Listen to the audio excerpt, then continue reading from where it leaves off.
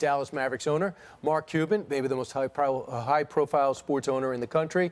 Mark, we saw your reaction. I actually happened to be watching ESPN when they came up to you in the stands, and your jaw was literally on the floor. The season's canceled. Has it had a chance to sink in? And now what do you think a couple of days later? You know, it caught me by surprise, obviously, and it still hasn't sunk in. But, you know, I think we did the right thing. I think Adam Silver, our commissioner, took aggressive steps because we couldn't put our players, we couldn't put our employees, we couldn't put our fans in a position to get sick. And, you know, with this spreading so rapidly, I'm glad the NBA was in the forefront of shutting down games. So where do you go from here? What's the message to the players and the fans? Well, the first thing, you know, I talked to the players right after the game. Ours was the last game in the NBA. And what I told them was, you have to self-quarantine because it's not just about you. Obviously, we want to keep you healthy. But as being celebrities, being, you know, special athletes that fans, you know, want to touch, want to take pictures with, want to be close to, you're particularly at risk of catching it, but also of distributing it. You know, there's a lot of people that the players are responsible to. And I told them, you know, it's not just about you. You have grandparents, you have parents, you have people that you know might have compromised immune system. So we have a responsibility to take care of ourselves. And we'll work with them until all this is resolved to make sure they stay healthy, make sure that they self-quarantine or socially distance themselves so that we can keep them safe and to keep the people around them safe. And we know that Rudy Gobert was almost kidding about it. He did not know that he had it, and he went and touched all those microphones. He has since apologized. What's your reaction? You know, I mean, people can be arrogant sometimes or ignorant, and he just didn't know. And I mean, it's just it's an unfortunate incident that will teach a lot of people that you can't take this for granted. You can't just dismiss it. Each and every one of us has our own responsibility to really keep ourselves clean, like Dr. Fauci was saying, you know, and the doctor that was just earlier. Keep yourself clean. Try not to touch your face and really be aware of surfaces around you. And Rudy was ignorant to that, and hopefully people will learn from his mistake. Mark, you haven't always been a billionaire. You used to be grinding it out, sleeping on people's floors. You know what it's like to be an usher in your building, to park cars and work the arena. They're out of a job now. What's your message to them? What are the Mavericks doing?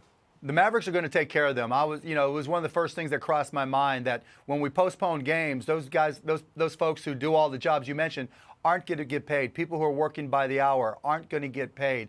And so we put together a program where we're going to pay them as if those games took place. So we would have had a game against the Phoenix Suns coming up tomorrow, and we'll pay them as if that game happened.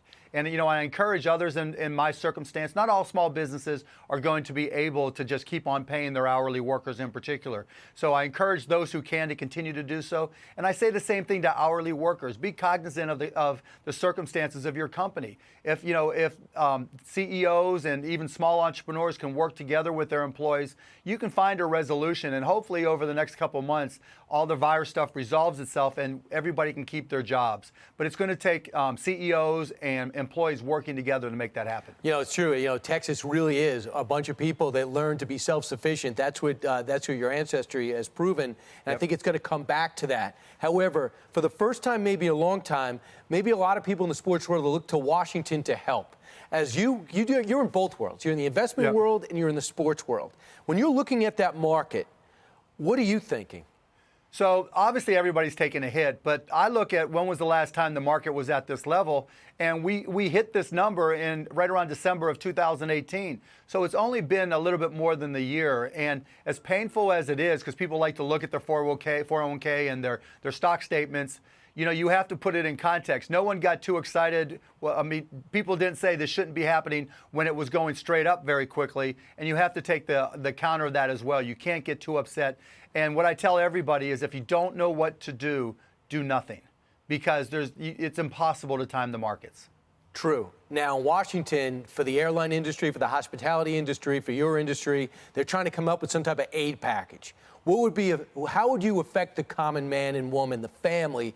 And you always talked about family, even the night you were interviewed on ESPN. It wasn't about your team, it was about your family. What do you hope Washington does for the families? I hope we're proactive to keep people working. You know, it's one thing to say, you know, we'll do tax credits. Other people have talked about just, you know, a helicopter drop UBI type thing where you just write a check from the government. My preference is we set a set of standards that says, you know, maybe through the Small Business Administration, we'll do a quick turnaround, or through the Fed, a quick turnaround so that small companies who need to borrow money can, if they keep their employees on payroll. Big companies can if they keep their employees on payroll. Because what happens is once you cut an employee, it's so much more difficult to find the reason to bring them back. And so if you can do something that requires people to keep people employed, you know, and there's part of me, the libertarian part of me doesn't like that, but when you're in crisis, you have to respond to the circumstances in front of you. You can't be dogmatic.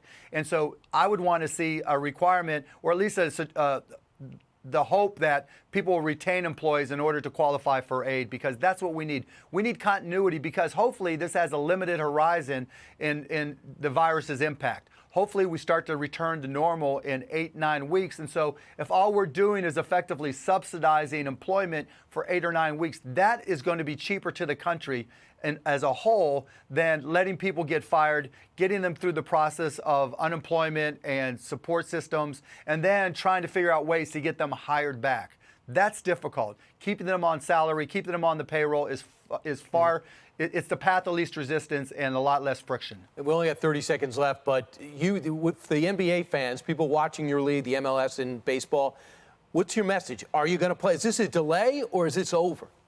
I think we'll play. And I think the key to that will be, do players in any of the leagues, do players contract the virus?